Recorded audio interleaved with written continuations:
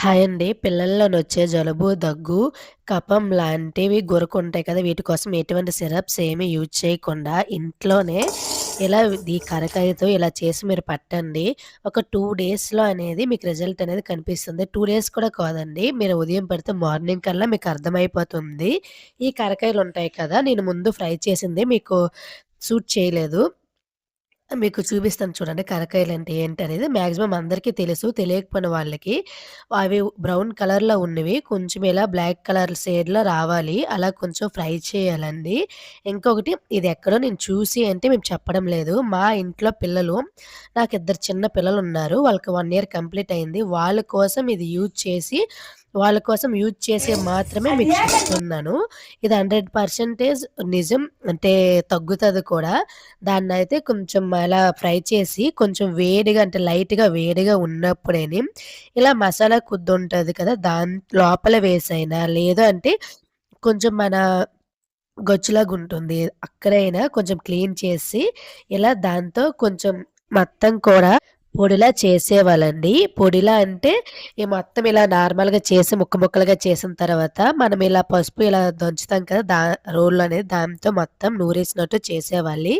దీంట్లో పిక్కున్నది చూడండి. ఈ పిక్కనేది తీసేసి మనం దంచితే బావుంటుంది. దాంట్లో లేదు పిక్క వేసేసినా పర్లేదు. గానీ ఎక్కువగా చేదనేది ఇంకెక్కువగా ఉంటుంది. ఇంక పిల్లలనేవి తాగలేరు.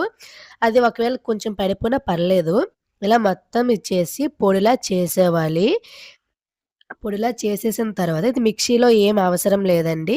ఇలా కొంచెం చిన్న చిన్న ముక్కలు చేసి మీరు మిక్సీ చిన్న జారుంటే ఆ మిక్సీలో వేసుకున్నా పర్లేదు. లేదంటే ఇలా వీడియోలో చూపెట్టే విధంగా చేసేసి దీంట్లో ఉంటుంది కదా! పిండి జల్లెడనేది. దాంట్లో మొత్తం ఇచ్చేసి గరుకులాగున్నదాన్ని చేసి, మళ్ళీ దాన్ని పిండి చేసి, మళ్ళీ ఇలానే జల్లించేసి, ఆ పొడిననేది ఒక బాక్స్‌లో స్టోరేజ్ చేసుకోవాలి. దీన్ని మార్నింగు ఈవినింగు కూలింగ్‌గా ఉండేటప్పుడేనండి. అంటే వాతావరణం చల్లగా ఉండేటప్పుడు టైంలో సాయంకాలం, ఉదయమే పట్టాలి. ఇది పట్టిన తరువాత కొంచెం తేనుంటది. ఆ తేననేది ఇంట్లో చిన్న పిల్లలున్న ప్రతి ఒక్క ఇంట్లో కూడా ఈ తేననేది ఉంచుకోవాలి. మంచి తేనె. తేనెలో కలిపేసి స్పూన్‌లో గాని, ఇలా టానిక్ సిరప్స్ పడతాం కదా! ఆ సిరప్‌లో గాని మనం కలిపేసి కొంచెం తేనెలో ఆ పౌడర్ కలిపేసి రోజుకి 2 పూటలు పడితే చాలు. ఎక్కువగా ఉంటే 2 సార్లు, తక్కువగా ఉంటే ఒక ఈవినింగ్ టైం పడితే సరిపోతుంది.